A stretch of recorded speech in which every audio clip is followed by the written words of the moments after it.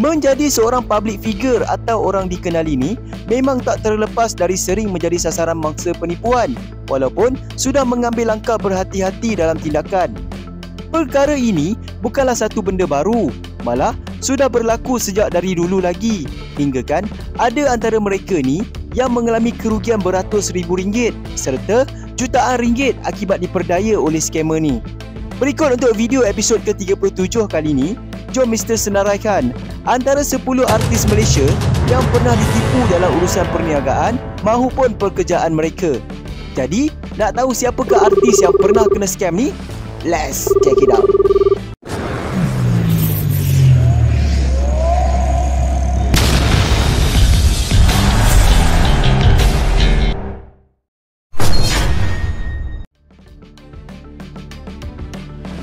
Pelakon Ako Mustafa berkongsi pengalamannya ditipu baru-baru ini dalam urusan pembelian kereta serta turut mengalami kerugian RM6,000 untuk duit pendahuluan bagi proses itu.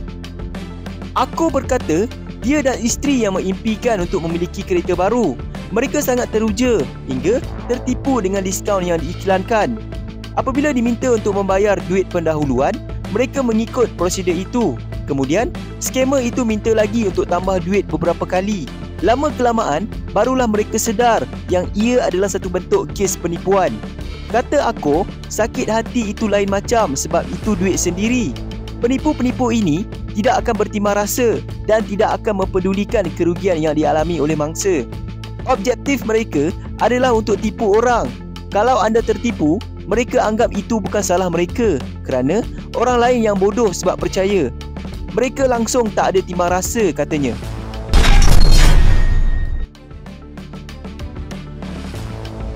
Pelakon dan pengarah Datuk Afrin Shauki berkongsi pengalamannya menjadi mangsa penipuan atau scam sehingga kerugian besar mencecah RM224,750. Afrin berkata, dalam satu penipuan berprofil tinggi itu, ia dilakukan individu yang kononnya ingin menjadi perunding bagi mencari dana untuk Afrin membuka stesen televisyen impiannya dan jumlah itu dibayar hanya untuk dapatkan khidmat rundingan sahaja. Kata Afrin, waktu itu ia sedang berusaha untuk dapatkan dana bagi membuka stesen TV-nya sendiri hingga ke Singapura. Bila sampai di sana, dia dibawa ke kawasan Marina Bay dan berjumpa dengan individu berkenaan. Apa yang membuatkan dia percaya perjumpaan untuk mesyuarat itu dijalankan di atas kapal layar. Kemudian, untuk menandatangani kontrak pula, dia perlu ke London dan masuk ke Bank Elite. Jadi, memang itu meyakinkannya bahawa individu ini melakukan urusan yang sahih. Tambah Afrin lagi, individu ini memegang wang yayasan orang-orang bersara di United Kingdom dan bila disemak di laman web, memang ada muka dia. Mengenai syarikatnya pula, memang wujud secara sah. Jadi, itu lebih meyakinkan. Afrin merasakan jiwanya sudah tak jauh lagi untuk dapatkan stesen TV-nya sendiri. Tapi, semuanya musnah apabila semua itu adalah scam. Walaupun laporan polis sudah dilakukan, Afrin tidak menafikan bahawa penipu sentiasa mempunyai akal yang licik. Sebijak mana pun kita, penipu-penipu ini lebih bijak, ujarnya.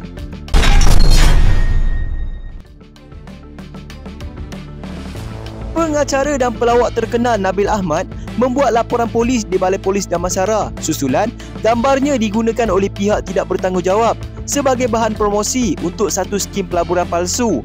Dakwa Nabil, tindakan tersebut memberi kesan terhadap kerjanya sebagai pekerja seni sekaligus dibimbangi boleh mengakibatkan ada orang terpedaya. Nabil berkata, dia tidak tahu sudah berapa kali dia berkongsi pasal benda ini. Imej wajahnya telah digunakan untuk ajak orang ramai buat satu pelaburan. Ini adalah bentuk scam yang sedang berlaku. Jadi, beliau telah membuat laporan polis kerana telah menjejaskan kerjaya serta nama baiknya. Menurutnya lagi, susulan penyebaran bahan tersebut ada dalam kalangan individu terdekat turut mendapatkan pengesahan mengenai kaitannya dengan skim palsu itu. Akuinya sudah beberapa kali identiti serta fotonya disalahguna pihak lain atas tujuan untuk memperdayakan orang ramai yang mendorongnya untuk bertegas.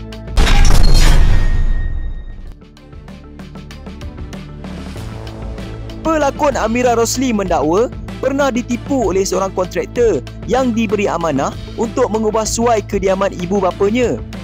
Menurut Amira, setelah hampir setahun menunggu dan bersabar dengan segala alasan dari mereka, ini hasil mengecewakan yang terpaksa diterima. Walaupun telah membuat bayaran lebih daripada RM240,000 dan ralat dengan sikap tidak bertanggungjawab individu terbabit, namun dia tetap reda dengan nasib yang menimpa keluarganya. Amira berkata, semakin rosak bangunan rumah mama ayah. Banyak juga dengar ramai yang terkena dengan diorang. Ambil projek banyak-banyak and then terbengkalai. Astaghfirullahalazim. Berani betul korang aniaya orang dekat dunia ni, jelasnya. Amira juga menganggap perkara yang berlaku itu sebagai ujian dan mempunyai hikmah tersendiri.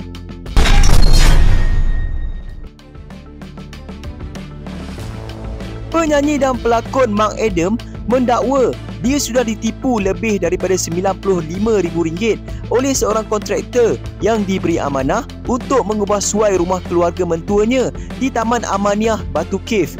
Mark dan isterinya bagaimanapun reda diperlakukan sedemikian biarpun ralat dengan sikap sambil lewa dan tidak bertanggungjawab individu terbabit. Mark yang masih bersangka baik terpaksa mencari arkitek dan kontraktor baru untuk menyambung kerja-kerja terbengkalai itu. Mark berkata, sepanjang proses membina semula rumah keluarga mentuanya, jelas sikap tidak ikhlas yang ditunjukkan oleh pekerja kontraktor terbabit. Beliau fikir ia hanya sementara. Lama-lama dibiar, tidak sangka jadi parah pula. Pada mulanya, dia berkira-kira sama ada patut atau tidak untuk bersuara. Apatah lagi, semua urusan dilakukan tanpa kontrak. Sebaliknya, berlandaskan kepercayaan. Malah, beliau juga sudah meminta mereka menghentikan kerja dan menyerahkan semula lebihan wang yang dibayar. Namun, ia agak mustahil untuk dapatkan semula duit itu. Mark bagaimanapun pasrah dan ambil perkara ini sebagai satu pengajaran, katanya.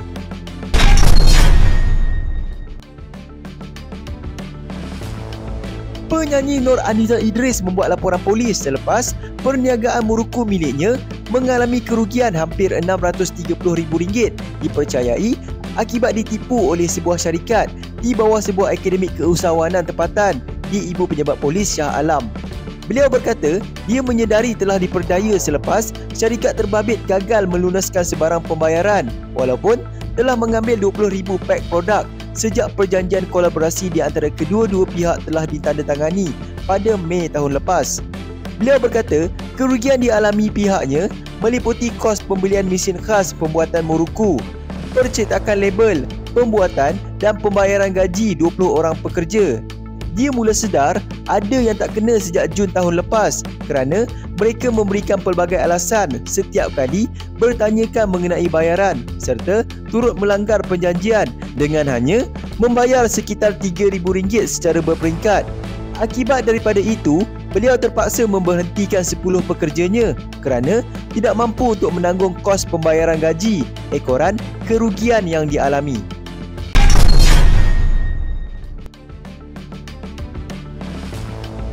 Penyanyi Nakyu dari kumpulan Boboy bakal mengambil tindakan terhadap seorang individu didakwa menggunakan namanya untuk membuat video promosi jenama tanpa pengetahuannya.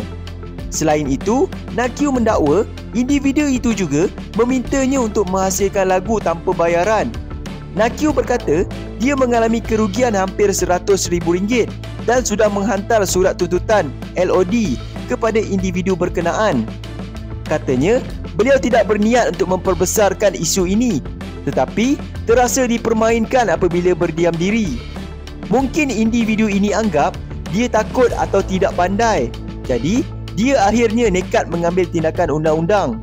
Katanya lagi, ini bukan kali pertama berlaku tetapi tindakan individu ini sudah melampaui batas. Dia bukan sahaja cuba memburukkan nama, malah turut mencabar dirinya. Dia kesal apabila individu itu mendakwa sudah membuat bayaran, justru memaksanya melakukan projek pembikinan single ini. Akan tetapi, beliau tidak terima 1 sen pun daripada individu berkenaan. Katanya, yang menganggap perkara itu sebagai membuang masanya.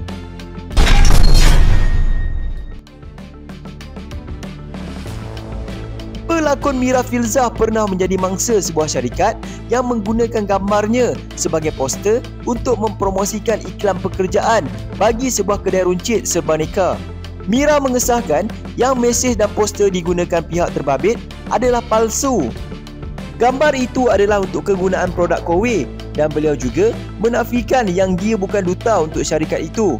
Mira turut menasihatkan kepada orang ramai yang menerima mesej berkenaan supaya tidak mudah terpedaya dan mengabaikan sahaja katanya. Beliau juga turut kesal kerana sudah banyak kes penipuan dalam talian sebegini yang merugikan mangsa. Kasihan pada mereka yang terpedaya, ujarnya.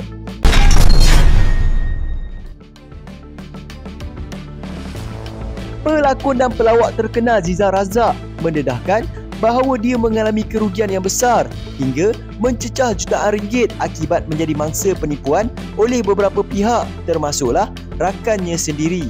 Ujar Zizan, rata-rata berpunca daripada dasar meminjam duit dan berkaitan dengan perniagaan. Namun mempunyai satu persamaan, iaitu mereka akhirnya menghilangkan diri begitu sahaja. Zizan memberitahu ada yang meminjam duit daripada dia dan ada juga yang ingin menjalinkan perniagaan bersama, tetapi bila hajat telah dipenuhi dan minta bayaran, semua hilangkan diri. Bagi orang sepertinya, nilai itu memang besar hingga mencecah jutaan ringgit, tetapi bila fikir balik, mungkin ada hikmah di sebalik hujian ini. Jelasnya, hal berkaitan hutang ini berbalik pada kejujuran dan amanah dalam perjanjian. Ada yang rapat, tidak rapat pun jadi rapat sebab duit. Tambah Zizan lagi, dia cuba melihat semua itu dari sudut positif dan tetap bertanya mengenai duitnya, tetapi tidak sehingga tahap mengemis duit sendiri.